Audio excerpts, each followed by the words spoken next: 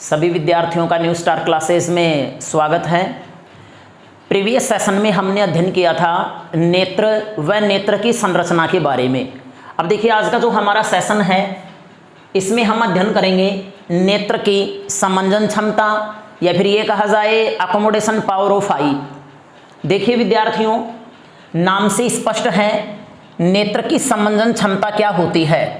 तो नेत्र की समंजन क्षमता होती है किसी नेत्र के द्वारा वस्तु को समझने की क्षमता, या फिर ये कहा जाए किसी वस्तु के द्वारा पास की वस्तुओं को या दूर की वस्तुओं को स्पष्ट रूप से देखने की क्षमता को ही क्या कहा जाएगा, नेत्र की समंजन क्षमता। लेकिन देखिए किस प्रकार से नेत्र पास की वस्तु या दूर की वस्तु को स्पष्ट देख पाता है। तो इसको समझने के लिए यहां देखिए, जैसे मान लीजिए ये मानव नेत्र है और ये है उत्तल लेंस, जिसे हम नेत्र लेंस भी कहेंगे।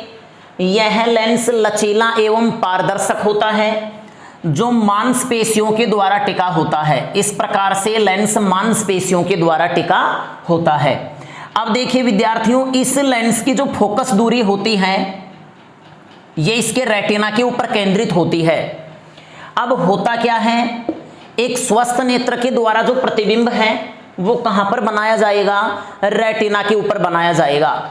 मान लीजिए कोई वस्तु अनंत दूरी के ऊपर स्थित है, तो अनंत दूरी पर स्थित वस्तु से चलने वाली प्रकाश की किरणें जब नेत्र लेंस के ऊपर आपतित होती है तो यह लेंस इनको अभिसारित करके और रेटिना के ऊपर केंद्रित कर देता है। फल स्वरूप हमें वस्तु दिखाई देती है। देखिए विद्यार्थियों, नेत्र के द्वारा वस्तु का जो प्रतिबिंब प्राप्त होगा वो किस प्रकार से प्राप्त होगा। जब वस्तु से निकलने वाली प्रकाश की किरणें नेत्र लेंस पर आपतित होती है तो ये काचाभ द्रव में से गुजरते हुए रेटिना के ऊपर फोकसित हो जाती हैं। फल स्वरूप वस्तु हमें दिखाई देती है। अब देखिए जैसे जैसे हम वस्तु को नेत्र लेंस की ओर लेके आएंगे, जैसे जैसे वस्तु को हम नेत्र लेंस की ओर लेके आएंगे तो इसका प्रतिबिंब रेटिना से परे बनना चाहिए था, परंतु ऐसा नहीं होता है।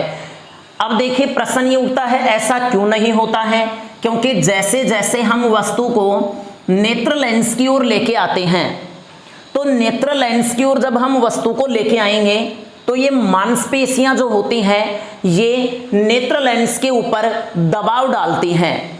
जैसे ये दबाव डालेंगी तो इस लेंस की जो फोकस दूरी है वो चेंज हो जाती है। अब ये किस प्रकार से चेंज होती है, तो यहां देखिए, जैसे मान लीजिए ये जो मांसपेशियां हैं ये शिथिल अवस्था में है। मांसपेशियां किस स्थिति में है, शिथिल स्थिति में है। तो जब मांसपेशियां शिथिल स्थिति में होती हैं तो वस्तु का जो प्रतिबिंब है स्वस्थ नेत्र के द्वारा ये रेटिना के ऊपर बनाया जाएगा। लेकिन जैसे जैसे हम वस्तु को नेत्र लेंस की ओर लेके आते हैं तो नेत्र लेंस की ओर जब हम लेके आएंगे तो ये मांसपेशियां नेत्र लेंस के ऊपर क्या डालेंगी विद्यार्थियों, दबाव डालेंगी। जब ये दबाव डालेंगी तो नेत्र लेंस मोटा हो जाएगा, जिससे इसकी वक्रता त्रिज्या बढ़ जाएगी और फोकस दूरी जो है वो पहले की अपेक्षा, देखो यहाँ पे बनना चाहिए था प्रतिबिंब, फोकस यहाँ पे होना चाहिए था अगर हम वस्तु को यहाँ पे लेके आएंगे तो, आगे लेके आएंगे तो। लेकिन जैसे ये मोटा होगा तो इसकी वक्रता त्रिज्या तो बढ़ेगी बट इसकी फोकस दूरी घटेगी और अंततः प्रतिबिंब कहां पर प्राप्त होगा, रेटिना के ऊपर प्राप्त होगा। तो मेरे कहने का अर्थ ये हो गया कि किसी नेत्र लेंस की फोकस दूरी में स्वतः परिवर्तन होने की क्षमता को ही क्या कहा जाएगा, नेत्र लेंस की समंजन क्षमता। तो देखिए विद्यार्थियों, किसी नेत्र लेंस की फोकस दूरी में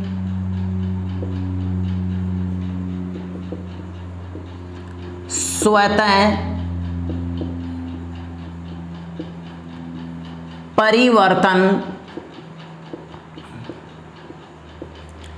होने की क्षमता को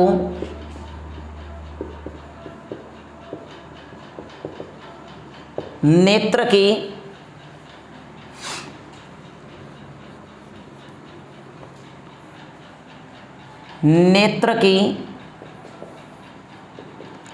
समंजन क्षमता कहा जाता है।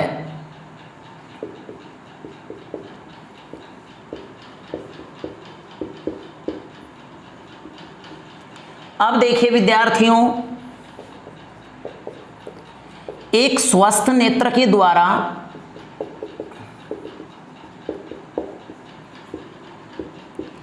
अनंत दूरी पर स्थित वस्तु का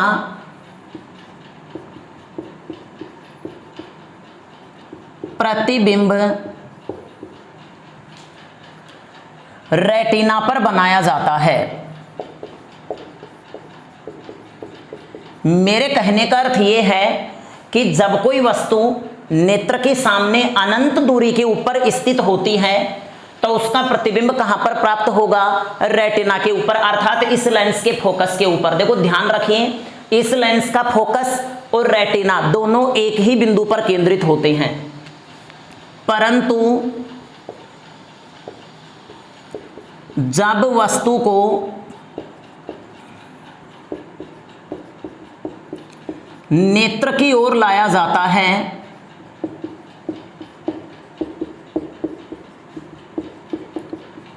तो वस्तु का प्रतिबिंब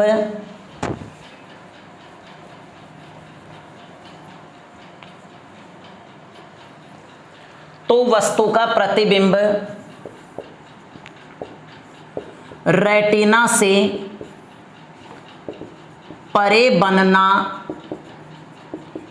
चाहिए था, परंतु ऐसा नहीं होता है, क्योंकि इस स्थिति में मांसपेशियां नेत्र लेंस पर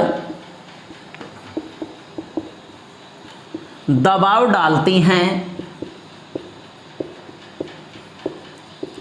जिससे लेंस की वक्रता त्रिज्या बढ़ जाती है एवं फोकस दूरी घट जाती है। फलस्वरूप वस्तु का प्रतिबिंब रेटिना पर ही प्राप्त होता है।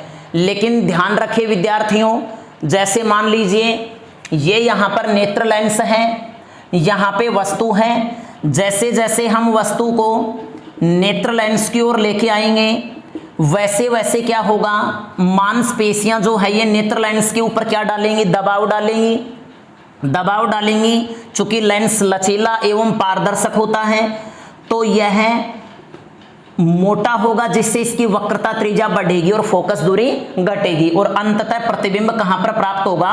रेटिना के ऊपर ही प्राप्त होगा। लेकिन यहां पे ध्यान रखिए, नेत्र लेंस से इस बिंदु की एक निश्चित दूरी होती है। वह बिंदु नेत्र के समीप दूरी पर स्थित वह बिंदु जहां तक मांसपेशियां इसके ऊपर दबाव डाल करके यहां पे प्रतिबिंब स्पष्ट रूप से बना सके, उस बिंदु को हम कहेंगे विद्यार्थियों निकटतम बिंदु। क्या कहेंगे? निकटतम बिंदु। अर्थात नेत्र से न्यूनतम दूरी पर स्थित वह बिंदु जहां पर रखी वस्तु हमें सुस्पष्ट दिखाई देती है निकटतम बिंदु कहलाता है। और एक स्वस्थ नेत्र के लिए इसका मान जो होता है ये 25 सेंटीमीटर होता है। तो आप ऐसा कीजिए, पहले आप एज इट इज इसका स्क्रीनशॉट लेके आप इसे नोट्स में मेंशन कीजिएगा। एक बार फिर से ध्यान देना, नेत्र की समंजन क्षमता किसे कहेंगे? एक स्वस्थ नेत्र के द्वारा वस्तु का प्रतिबिंब रेटिना पर प्राप्त होता है। लेकिन जैसे जैसे वस्तु को हम नेत्र लेंस की ओर लेके जाएंगे तो प्रतिबिंब रेटिना से परे बनना चाहिए था, जबकि ऐसा नहीं होगा, क्योंकि इस स्थिति में मांसपेशियां नेत्र लेंस के ऊपर दबाव डालेंगी, और जब दबाव डालेंगी तो यह मोटा होगा, जिससे इसकी वक्रता त्रिज्या बढ़ेगी और फोकस दूरी घटेगी। अंततः प्रतिबिंब कहां पर बनाया जाएगा? रेटिना के ऊपर। अर्थात फोकस दूरी में स्वतः परिवर्तन हो गया, और फोकस दूरी में स्वतः परिवर्तन होने को ही क्या कहा जाएगा? नेत्र की समंजन क्षमता, या फिर ये कहा जाए किसी नेत्र के द्वारा वस्तु के प्रतिबिंब को रेटिना के ऊपर प्राप्त करने की क्षमता को ही क्या कहा जाएगा? नेत्र की समंजन क्षमता। तो आप इसका एज इट इज स्क्रीनशॉट लेके नोट्स में मेंशन कीजिए, फिर हम आगे बढ़ते हैं।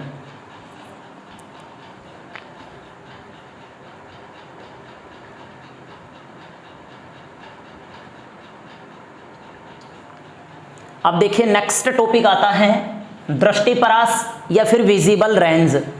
देखिए क्या होती है दृष्टिपरास, तो यहां पहले इसे समझिए विद्यार्थियों। मान लिया ये नेत्र है, ये उत्तल लेंस या अभिसारी लेंस है। यह लेंस मांसपेशियों के ऊपर टिका होता है, और यहां पर कोई वस्तु स्थित है जो कि नेत्र के सामने निकटतम दूरी के ऊपर है, नेत्र के समीप है। अब यहां देखिए विद्यार्थियों, इस वस्तु का नेत्र के द्वारा जो प्रतिबिंब बनाया जाएगा नेत्र लेंस के द्वारा, ये इसके रेटिना के ऊपर बनाया जाएगा। लेकिन जैसे जैसे मैं इस वस्तु को नेत्र से दूर करता हूं, जैसे जैसे हम इस वस्तु को नेत्र से दूर करते हैं, तो इसका प्रतिबिंब जो है ये रेटिना से पूर्व बनना चाहिए, जबकि ऐसा नहीं होता है, क्योंकि इसी स्थिति में मांसपेशियां शिथिल हो जाती हैं, ढीली हो जाती हैं। जब ये शिथिल होंगी तो ये नेत्र लेंस कुछ इस प्रकार से यूं पतला हो जाएगा, जिससे इसकी वक्रता त्रिज्या घट जाएगी, और जिस अनुपात में वक्रता त्रिज्या घटेगी उसी अनुपात में फोकस दूरी बढ़ेगी, और अंततः प्रतिबिंब कहां पर बनेगा? रेटिना के ऊपर बनेगा। लेकिन ध्यान रखिए विद्यार्थियों, ये जो बिंदु है नेत्र के समीप स्थित वह बिंदु जहां पर रखी वस्तु हमें स्पष्ट दिखाई पड़ती है, निकटतम बिंदु कहलाएगा, और एक स्वस्थ नेत्र के लिए इसका मान कितना होता है? 25 सेंटीमीटर। अब देखिए जैसे जैसे हम वस्तु को आगे की ओर बढ़ाएंगे तो प्रतिबिंब यहां रेटिना से पूर्व बनना चाहिए, जबकि यहां मांसपेशियां इस स्थिति में शिथिल होंगी और प्रतिबिंब रेटिना के ऊपर बनेगा। लेकिन ये प्रोसेस कहां तक चलेगी? तो ये चलेगी अनंत तक। मेरे कहने का तात्पर्य यह है कि एक स्वस्थ नेत्र के लिए दूरस्थ बिंदु का मान क्या होता है? अनंत होता है, इनफाइनाइट होता है। अनंत दूरी पर स्थित वस्तु का जो प्रतिबिंब है एक स्वस्थ नेत्र के द्वारा ये कहां पर बनाया जाएगा? रेटिना के ऊपर बनाया जाएगा। अब देखिए दृष्टिपरास क्या हो गई? दृष्टिपरास हो गई ऐसी परास जिसमें वस्तु हमें स्पष्ट दिख सके। तो देखो एक बिंदु तो था नेत्र के समीप और एक था नेत्र से अधिकतम दूरी के ऊपर। नेत्र के समीप जो बिंदु था उसकी डिस्टेंस नेत्र लेंस से 25 सेंटीमीटर थी, और अधिकतम दूरी के ऊपर जो बिंदु था उसकी डिस्टेंस इनफाइनाइट तक थी। तो देखिए 25 सेंटीमीटर से और अनंत तक के जो बीच की दूरी है उसी दूरी को हम क्या कहेंगे? दृष्टिपरास या फिर विजिबल रेंज कहेंगे। तो देखिए विद्यार्थियों, दृष्टिपरास हम कहेंगे निकटतम बिंदु व दूरस्थ बिंदु के बीच की दूरी को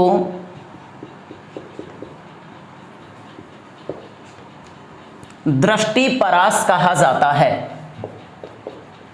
बीच की दूरी को दृष्टिपरास कहा जाता है। अब देखिए यहां पे दो बिंदु आए हैं, निकटतम और दूरस्थ। क्या होते हैं ये? तो सबसे पहले देखिए निकटतम बिंदु के बारे में हम अध्ययन करते हैं। निकटतम बिंदु नेत्र के समीप स्थित वह बिंदु जहां पर रखी वस्तु स्पष्ट दिखाई देती है। जहां पर रखी वस्तु स्पष्ट दिखाई देती हैं, क्या कहलाएगा? निकटतम बिंदु कहलाएगा। और एक स्वस्थ नेत्र के लिए जो इसका मान होता है ये कितना होता है? 25 सेंटीमीटर। एक स्वस्थ नेत्र के लिए इसका मान 25 सेंटीमीटर होता है। अब देखिए विद्यार्थियों, एक होता है दूरस्थ बिंदु, तो दूरस्थ बिंदु कहेंगे नेत्र से अधिकतम दूरी पर स्थित वह बिंदु जहां पर रखी वस्तु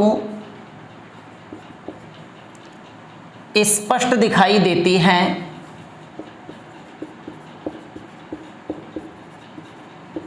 दूरस्थ बिंदु कहलाता है। एक स्वस्थ नेत्र के लिए इसका मान अनंत तक होता है। तो आप इसका भी एज इट इज स्क्रीनशॉट लेके आप इसे नोट्स में मेंशन कीजिए। और साथ में यदि आपको ये वीडियो अच्छा लगा है तो लाइक, सब्सक्राइब एवं शेयर करना न भूलें। ओके, धन्यवाद।